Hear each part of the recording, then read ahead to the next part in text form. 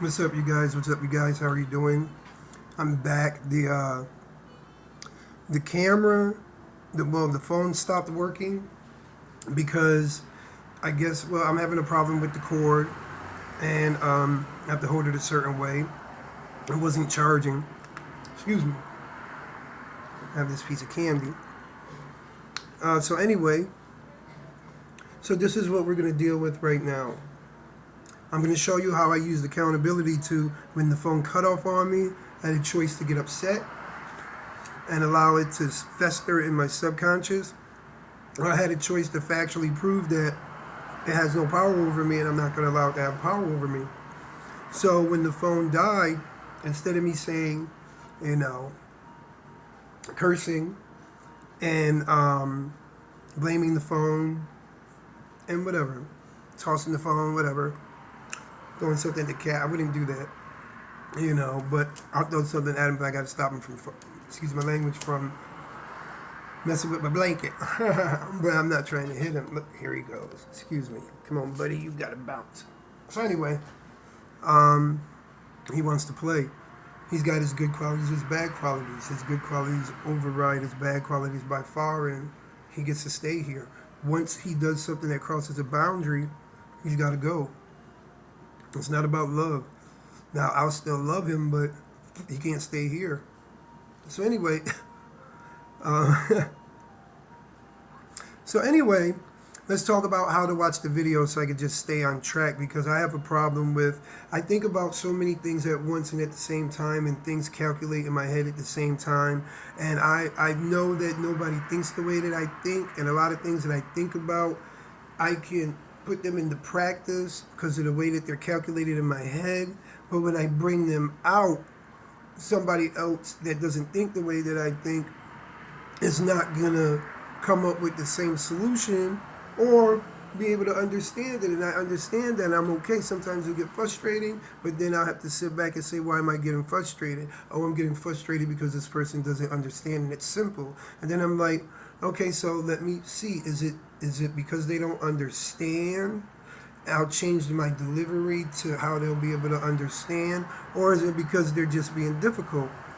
So if they're just being difficult, I won't deal with them. If they just don't understand, it's a different story, But even still, if I gotta bark, I'm gonna bark, because if I'm talking to a man, I need to be talking to a man. And if you stand on being a man, talk like a man. If you're telling me you feel some type of way after you did a logical action, that's okay. But if you're telling me, your feelings are based on, your actions are based on feelings, you're a problem, bro. There's hierarchies in everything, and this is the way that every living thing works. There has to be a hierarchy. Everybody can't be a king, and everybody can't be a peasant, but you have to have peasants and you have to have kings. You have to have good, you have to have bad, you have to have up, you have to have down, you have to have left, you have to have right, you have to have dark, you have to have the opposite of something, because something can't exist without the opposite. You can't have good without there ever being such thing as bad. How can you measure it?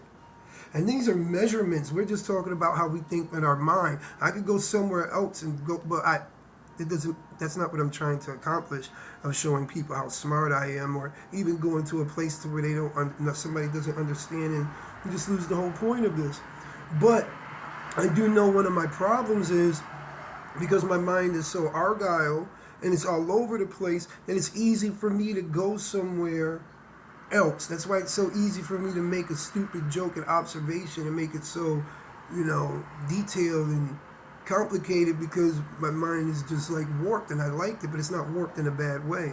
It's warped in a way where I can think about 2-3 things at the same time, or I'll think about something and I don't have the answer to it, and then sometime in the future the answer will come out just out of nowhere, and then I'll explain why I said that. So I'll say something like blue, and then I'll be speaking to the person that I was having the conversation with, and they'll be like, what? I'll be like, blue, you remember that we was asking about the color, about something? It's not as simple as that, but I'm just making it simple, because my mind subconsciously was solving them problems, and that's the beautiful thing about the mind.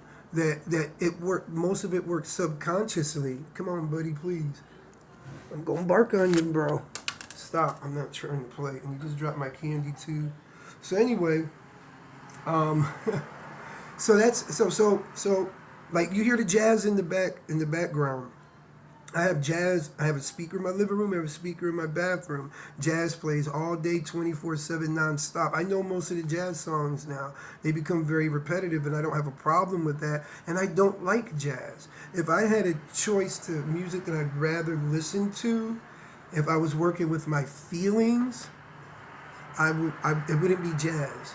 If I was working with my feelings, and it definitely wouldn't be classical. Now, classical is, they say classical makes children smarter. If you introduce it to children when they're younger or in the womb, and I see that it could, but then also I have to remember too that I have to have things in place of me that I have to be a wise steward. So I know with classical, I know this isn't going to hurt me, but I just don't want it around. With classical, you'll have some classical songs to where the song will actually take you through your trauma because the song takes you through a story, an event with a traumatic part and a climax and the conflict and then the loss or the victory. And it's basically, that's why classical music's so dope, because it's like telling the story without words, and it's like all feelings. That's why a lot of movies and stuff like that play music in certain parts to invoke certain feelings. And the reason why this jazz is on is not because I like it, and if you've been following me, I don't like water either, but I know the benefits of it, and I know the contractual deal I have. Water is a good benefit for me, and I'm not, and because I like it, me liking something is a feeling. Me liking something doesn't mean it's good or bad for me. Me liking jazz music is a feeling. Me having it in my life is good for me because jazz music is creative. My daughter she's hyperactive like me. She's energetic, she's athletic, and she's smart. It's gonna help her. And why would I not want my environment to be conducive to peace and be able to get away from the things that I don't have control. I don't have control over the people that play music about negative things and about killing people. I don't have control over the conversations that I hear on the outside, and sometimes you can't get away from them. Sometimes a car goes by and it's blasting something negative, and sometimes it comes to a point to where maybe you want to hear it, maybe you don't. Maybe it's disrespectful to your kids, and now everything in life, you just come out the car and hear some road rage and your life is upside down because of a lack of control. And it's really not even a lack of control. It's a lack of being accountable for yourself and understanding that other people have a right to blast their music. It's not a big deal. But you have to remember that life's hard, and all these little things, like if I would have got upset by that phone or being late to work or whatever, they build up like a pimple and explode. And that's been my life. And I spent my entire life, from the time that I was a baby, I would pray to God and say, please make the devil good.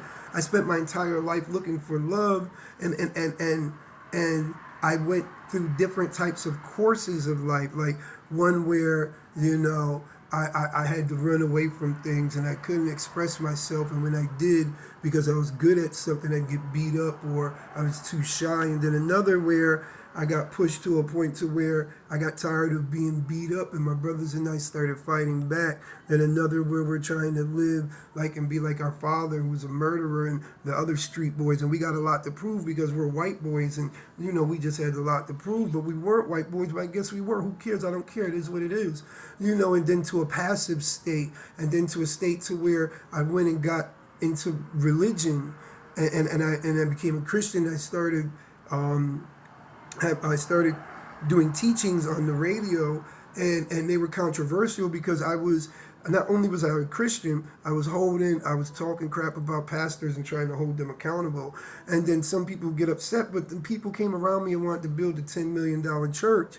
Now I'm a product of rape. I've been in foster cares and prisons, and I come down here and I become a firefighter and a real estate agent and a business owner, and I've created multiple LLCs.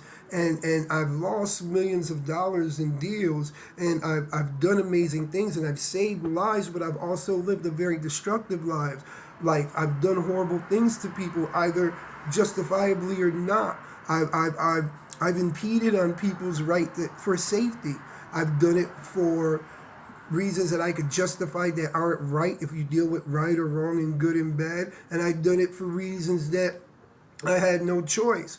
I've done horrible things to people that I even feel to this day I wouldn't change, you know.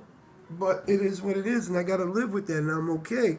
And I'm going to live. If somebody tries to do something to me, I'm going to defend myself. And I know you hear me saying, you know, I'll kill somebody, but it's something that I will do. I don't have a problem with it because I know I know what